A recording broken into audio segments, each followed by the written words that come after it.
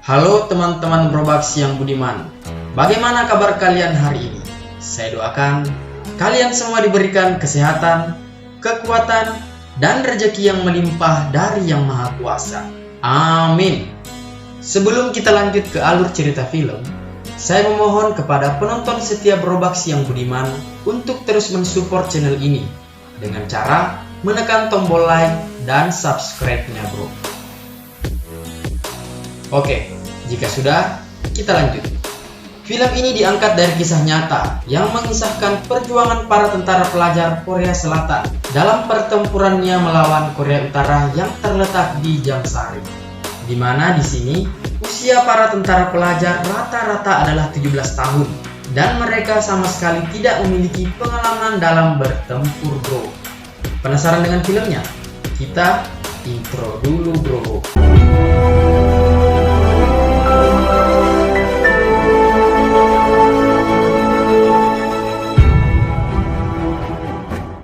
Juni 1950, di mana Korea Utara dengan dukungan penuh dari Rusia menyerang masuk ke Korea Selatan, yang membuat Korea Selatan terpaksa mundur ke sebuah wilayah paling selatan, yakni Sungai Nokdong. Selama berada di sana, para petinggi Korea Selatan yang dipimpin oleh Jenderal MacArthur merencanakan sebuah misi penyerangan, yakni Operasi Pendaratan Incheon, untuk mengusir Korea Utara dari negaranya. Dan untuk melancarkan misi itu, mereka kemudian melakukan serangan pengalihan di 4 wilayah, yang salah satunya adalah di Jangsari.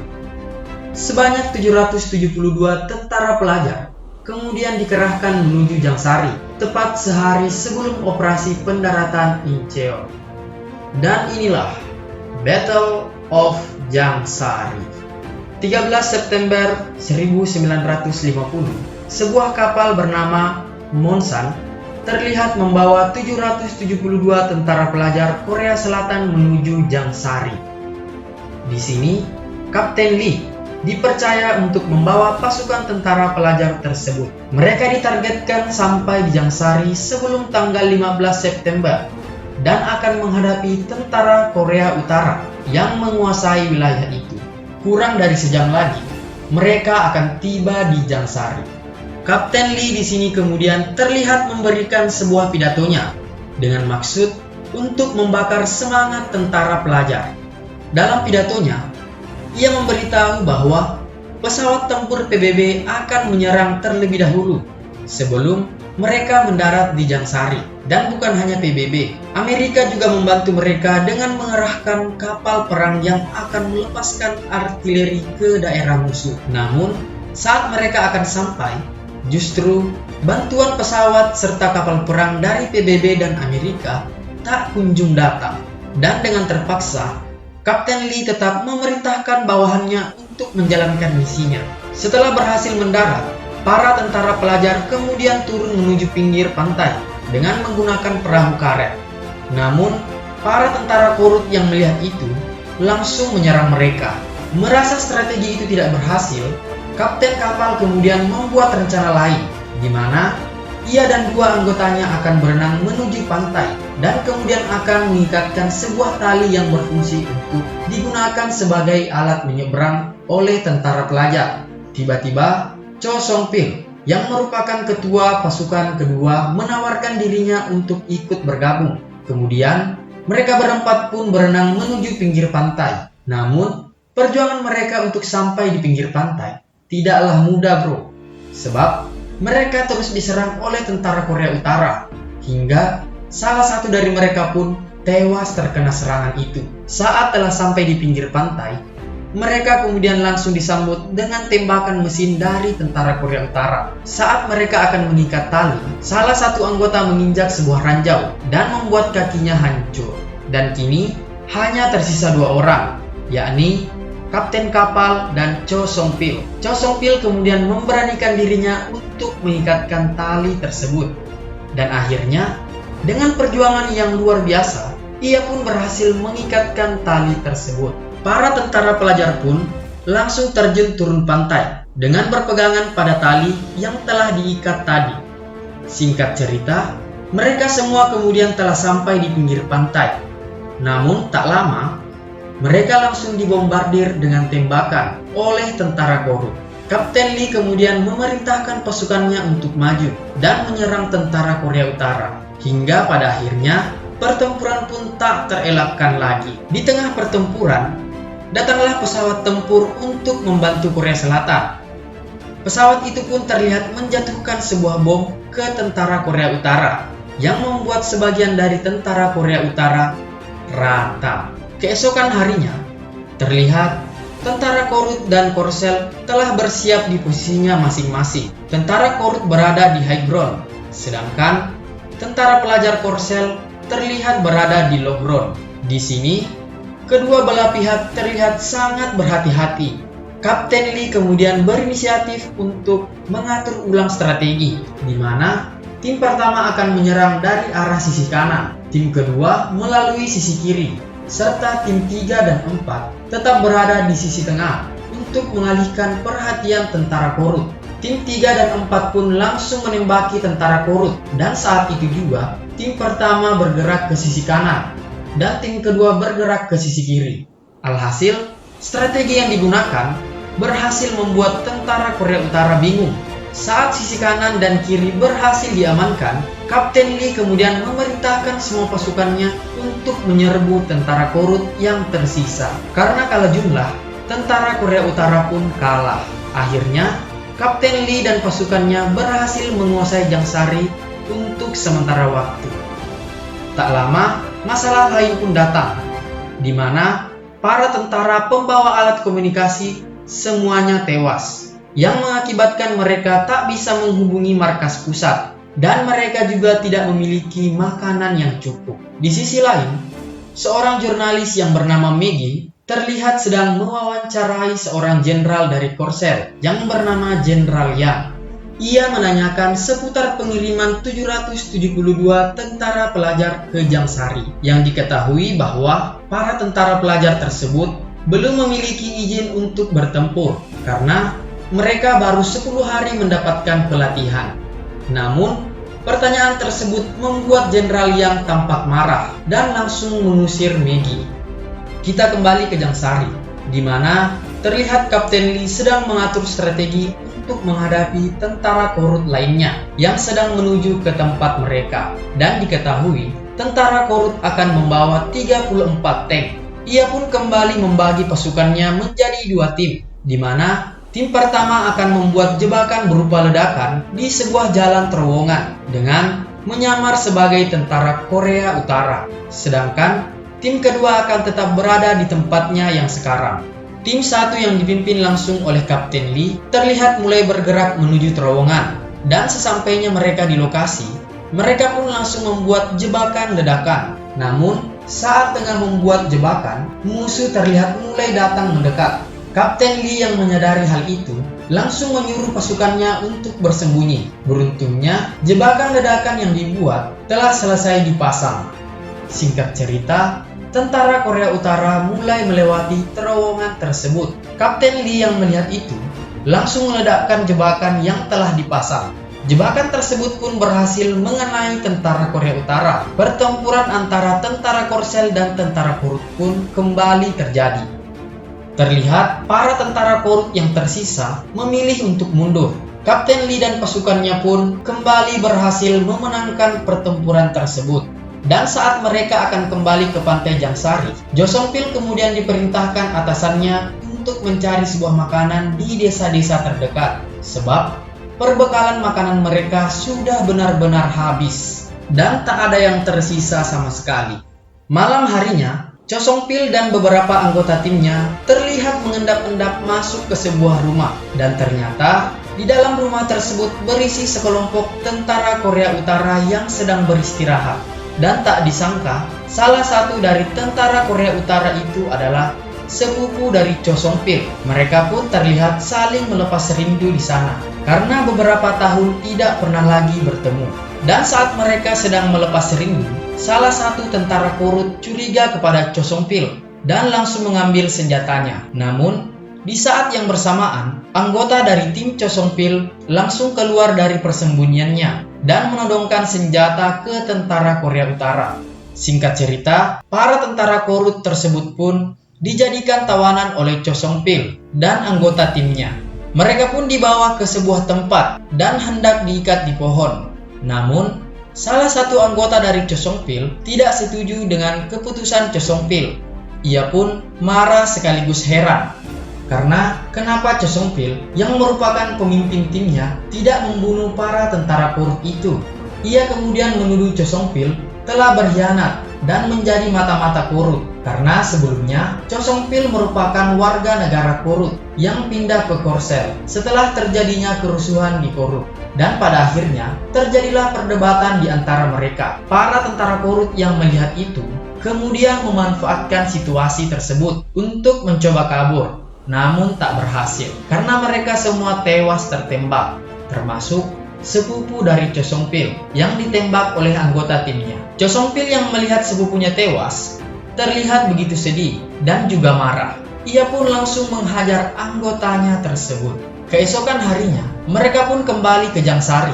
Cho Song Pil pun langsung melapor ke atasannya bahwa dirinya dan timnya gagal dalam mendapatkan makanan. Terlihat juga wajah Cho Song Pil yang masih merasa kehilangan setelah meninggalnya sepupunya. Ia terlihat begitu terpukul dengan kematian sepupunya tersebut. Pagi harinya, Kapten Lee tak sengaja melihat sebuah pesawat yang melintasi pantai Jangsari. Ia pun mengira bahwa pesawat itu adalah pesawat sekutu. Dan dengan cepat, ia kemudian memerintahkan pasukannya untuk memberi sebuah tanda dan berharap agar pilot tersebut dapat melihat tanda yang dibuat.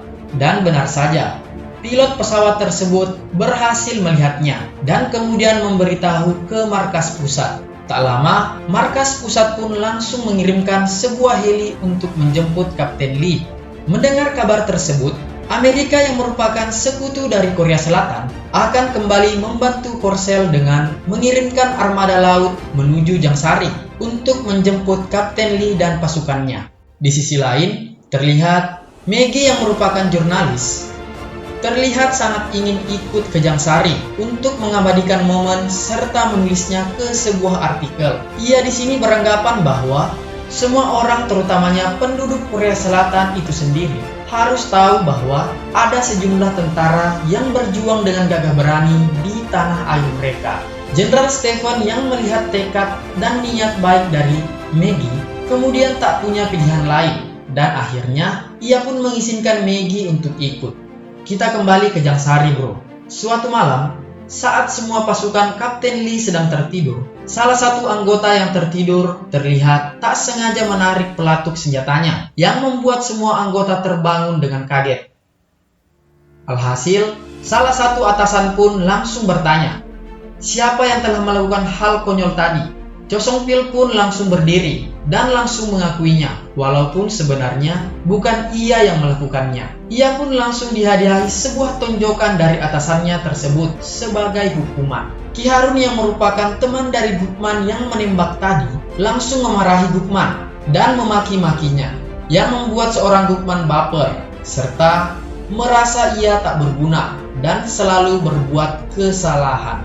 Gukman yang baper terlihat pergi ke sebuah hutan, dan saat itu juga ia didatangi oleh temannya yang bernama Monjong, yang dimana Monjong ini ternyata adalah seorang perempuan yang menyamar menjadi laki-laki untuk menggantikan kakaknya yang tidak bisa untuk ikut berperang. Di sisi lain, Ki Harun yang tampak menyesali perbuatannya karena ia telah membunuh sepupu dari Cho Song Pil. Akhirnya ia memilih untuk mendekati Cho Song Pil dan meminta maaf dengan sepenuh hati atas kejadian kemarin dan atas tuduhannya tersebut. Keesokan harinya, Kapten Lee yang baru saja kembali dari markas pusat akhirnya kembali ke Jangsari dengan membawa perbekalan makanan untuk para pasukannya. Terlihat para pasukan sangat bahagia mendapatkan makanan setelah berhari-hari kelaparan. Di sisi lain, Kapten Lee kemudian memberitahukan bawahannya bahwa kapal evakuasi akan tiba esok hari sekitar pukul 6 pagi. Di sini juga ia memberitahu bahwa Divisi 5 Tentara Korea Utara sedang dalam perjalanan ke Jangsari untuk menyerang mereka. Kapten Lee di sini kemudian langsung membuat strategi baru ia meminta kepada Kompi 2 untuk berada di garis paling depan dan mencoba untuk mengulur waktu, dan sisanya lagi akan menolong tentara yang terluka. Keesokan harinya, kapal evakuasi terlihat telah berada dalam perjalanan menuju Jangsari. Dan setelah beberapa jam berlayar, kapal evakuasi pun kini sudah sangat dekat dengan pantai Jangsari. Kapten Lee yang melihat itu langsung meminta pada pasukannya agar menyalakan flare gun sebagai tanda dan mengirimkan koordinat musuh agar kapal evakuasi segera menyerang musuh. Tak lama, flare gun pun dinyalakan, serta titik koordinat musuh telah dikirimkan. Kapal evakuasi pun langsung menyerang tentara Korea Utara yang sedang bergerak menuju Jangsari. Para tentara Korea Utara pun membalasnya dengan menggunakan tembakan tank. Dan lagi-lagi, terjadilah pertempuran antara Korea Selatan menghadapi tentara Korea Utara. Melihat kondisi yang tidak memungkinkan, kapal evakuasi pun memilih untuk tidak mendekat ke pinggir pantai. Akibatnya, para pasukan Kapten Lee yang terluka akan dievakuasi dengan menggunakan perahu karet. Terlihat, para pasukan yang terluka mulai bergerak ke pinggir pantai. Namun, di saat itu juga, tentara Korea Utara yang melihat pergerakan tentara Korsel langsung menghujaninya dengan tembakan tank dan senjata. Terlihat, para tentara Korut terus bergerak maju dan membuat pasukan Kapten Lee yang berada di sisi depan semakin terdesak. Sementara itu, kapal evakuasi juga mulai diserang. Jenderal Stephen pun akhirnya meminta kepada kapten kapal untuk segera menutup pintu, karena jika tidak, itu akan sangat berbahaya. Kita kembali ke garis depan, bro. Terlihat, para pasukan Kapten Lee mulai bergerak mundur menuju pinggir pantai, sebab mereka memang sudah benar-benar terdesak. Terlihat, mereka berlarian ke pinggir pantai secara berhamburan, karena tentara Korea Utara tidak henti-hentinya menyerang mereka. Kemudian, salah satu komandan Kompi memerintahkan semua anggotanya untuk mundur dan menuju kapal. Sementara, semua komandan Kompi memilih untuk mencoba menahan serangan dari tentara Korea Utara agar pasukan tentara pelajar yang tersisa bisa sampai ke kapal evakuasi. Para tentara pelajar pun terlihat mulai berenang menuju kapal evakuasi. Namun, Ki Harun yang melihat komandan Kompi bertahan menahan serangan musuh memilih untuk kembali dan memberikan sebuah surat kepada Cho Song Pil yang ditujukan kepada ibu dari Ki Harun sendiri.